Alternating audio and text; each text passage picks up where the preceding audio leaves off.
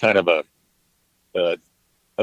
more focused than those. But after that, he went into Darkness, and then it was The River, and then his Born to Run, and Born in the USA. So that was a turning point for him, and it's still one of my favorite records ever. And why I brought it up, well, not why I brought it up, there was dual reasons I brought it up. First of all, because of your post, but secondly, because at a concert a couple of nights ago, there had been some reports going around that there was going to be a farewell concert for Bruce and the E Street Band, and towards the end of the concert, went out there in an expletive-filled rant, said, "We ain't going anywhere. We're not going to stop touring." Little Steven said, "Oh, I think we probably could go to Europe forever. They love us over there." Not like they don't sell out arenas here. So it seems like they're in it for the long haul. And you said something to me off the air before we started. Sometimes you're not the one who decides, but they're still going strong. And he's still got, even though he had a couple of health issues on this tour, when he gets out there, they still go for the gusto. Yeah, I was talking with a friend who's a music diehard as much as anyone, and he and I have been to South by Southwest many times, but we were just talking about, man, it's just more often it enters my mind that there are some legends out there who probably don't have long for this world. And, right. The longer they're around, like he went to see, he said he went to see Dylan, said, "I knew it wasn't going to be great. I knew I'd seen much better shows, but I just can't turn down an opportunity to see him one more time." And I don't feel that way with him, but I do think that way with some people. I've seen Springsteen enough. I think he's probably, for a guy his age, in pretty decent health. But, they missed shows because he was sick for a while. So, or Steven Tyler, it could be that maybe that you're not unhealthy, just your body starts breaking. So, the last time I saw him, he looked like Springsteen. They looked like they could go for a while.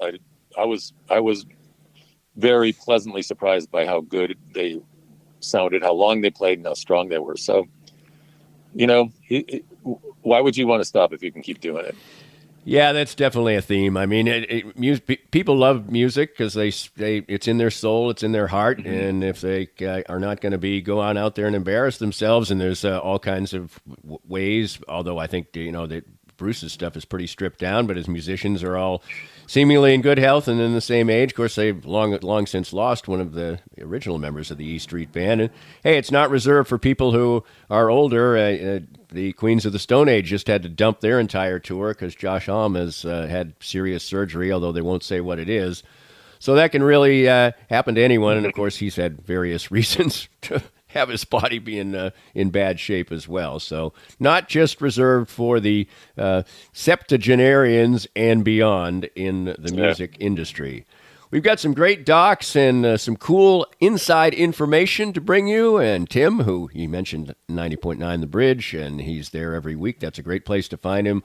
Always mention his Facebook page because before we do these things, I see his Facebook posts all the time, but I always review them to make sure I haven't forgotten anything because there's so much great music stuff there.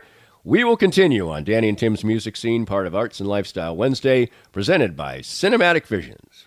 More of Danny's Reasonably Irreverent podcast after this. Did you experience hail damage last year and never got the work done? Most insurance companies only give you a year to get the roof fixed. And if you don't get it done, you could possibly not be compensated in full for the replacement of your roof.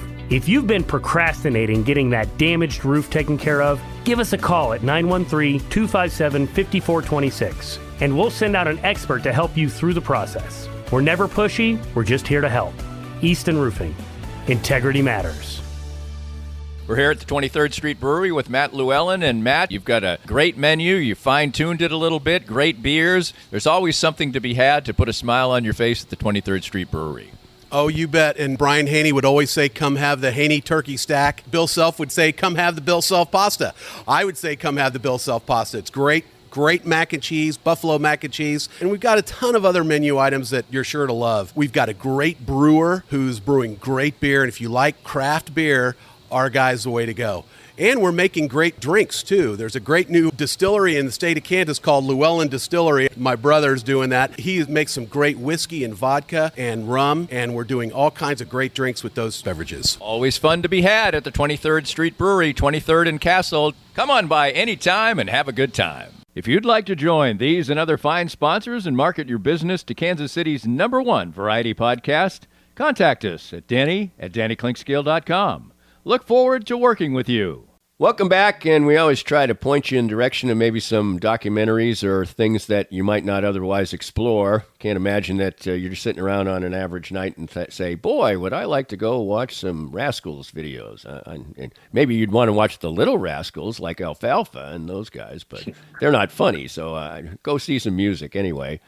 But I certainly hadn't heard about this documentary that you recently discovered on Netflix, and now I'm interested, and it's called Flipside. And it's about a record store and dedication and passion in the music field. Tell us about it. Yeah, it's really hard to pin down what it's about, because the core of it is this filmmaker goes back to the record store he worked at in New Jersey when he was growing up, when vinyl was still, premier and prime, and he worked in a place that is still going. These many years later, still barely hanging on. But if you ever went to like Music Exchange in Westport, it was kind of like that place. There was a place I used to go and when I lived in Detroit, that was just walk in and it was just albums everywhere. And you just walk around and it's just going to go through bins, but if you asked, whoever worked there, especially if it was the owner, he would know where to go to find something, even though you'd think, I'm not going to see him for an hour, but boom, that you came right back with a suggestion, that kind of an atmosphere. So that's what this was like, but it's much, we're in the 2020s now, and the store is struggling mightily. So the filmmaker goes back and he starts making a documentary on it. And another woman he worked with and I guess dated when they were working there was back there too, just sort of kind of an advisor. They're trying to whip up some social media to get word out that we're here, because another record store had just moved in down the street and it was popping because these younger guys knew what to do with it. And so there was that. But it wasn't, this filmmaker had started a documentary on this jazz photographer, and at the behest of David Milch, who did Hill Street Blues, right? And then he did Deadwood, yes, who was in the throes of dementia. So that was a really odd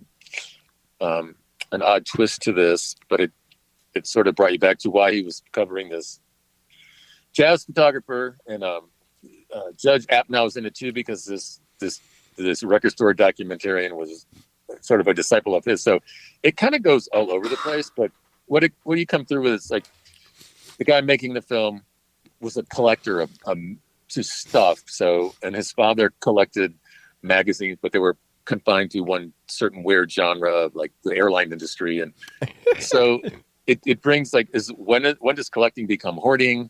And which plays over to the record store owner, who's just like, he just keeps taking in stuff like it's going to help, and doesn't want to get rid of anything. And his business is barely afloat, but he's so immersed in that place. It's like it's his womb. He doesn't want to leave. So big themes, smaller themes.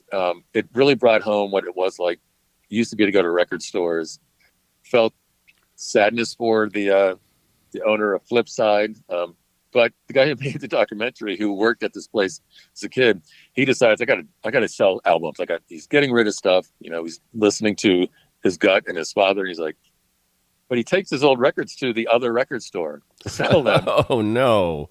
Well, this is a really kind of a pivotal moment, and it really made sense. He said it wasn't for the money. He goes, he got like $500 for some really good records. He sold a big stack. He goes, I did it because I wanted those records to get out again and see the light of day and be played and put on turntables. And I knew if I sold them to his old boss, he goes, they'd be stuck somewhere and no one would see them. He goes, I wanted them to be adopted. So I put them where I thought they had the better chance. And that's neat. It was really touching. But and he was like, I know what's going to happen to that store. I mean, it's inevitable. So it is about music, but it's also about just big things and pursuing your dreams and not finishing things and collecting things. It's a little scattershot, but I was enthralled with it. Flip Side, that's on Netflix. Hey, I never once probably walked down Mass Street in Lawrence without going into Love Garden and kicking around for a while. So, I mean, I'll do that any old time. Not everybody's cup of tea is John Cougar Mellencamp, but he's certainly got some great songs, and his remake of Wild Nights, I think, is probably one of my favorites of his. Some of his stuff I like, some of his stuff I don't. But his collaborator on that, the voice that you hear besides him, is somebody that you've been exploring recently. Right. Well, when Michelle Ndegeocello came out in the 90s, she was she immediately attracted attention for her appearance. She was a really stout black woman. She was bald. She played bass like nobody's business. She was very arresting looking. She just caught your attention. And she put out a record, and she had some hits, some modest hits. There's one of her kind of novelties. If that was your boyfriend, he wasn't last night, which was so she was spunky. She came from a family that was musical. Her dad was a jazz musician. She was steeped in jazz growing up, but there was a lot of emotional detachment. I wouldn't call it abuse, but it was, she felt alone. So she turned to music as her sanctuary and her haven. And she started to make a name for herself, and she was getting popular. And then at some point, she never really took off, but she could have. The Wild Night was a pivotal moment because it gave her currency and top 40. That song was popular. So then she just decided, I don't want to be a karaoke of myself. And eventually she has 2 children. She's 55. She has a 35-year-old and a 15-year-old. And but she's married to a woman. They live in New Jersey, and she's just become part of the music landscape. She's dedicated more to her bass and being a musician, and doesn't really want to be a star. The New York Times article was called "Michelle Ndegeocello could have had stardom, but she chose music instead." So you can find that and read it. It's a really great sort of up to date on her, who she is and what she's been doing, and how she's decided, I don't mind being a side member in my own band. I just love the ensemble-ness of it. She has 2 really great singers in her band. She goes, they're better than me. I don't really need to. And she drops in some of her old hits, but she's really in a really healthy place. And it's good to see that, because I hadn't thought about her much, but I just figured she'd gone the way of almost like Tracy Chapman. But she's out there doing what she wants to do.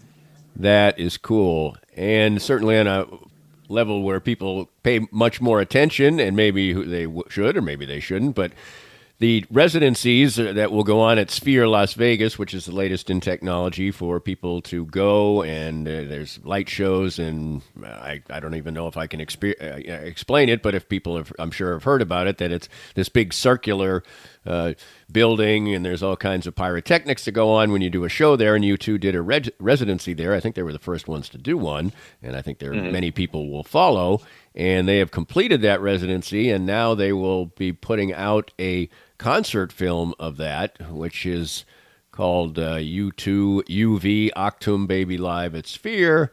And here's the way they describe it. It will be the first ever film shot with Big Sky, a high-resolution camera system developed by Sphere Entertainment to recreate the experience of what it was like to attend one of the shows.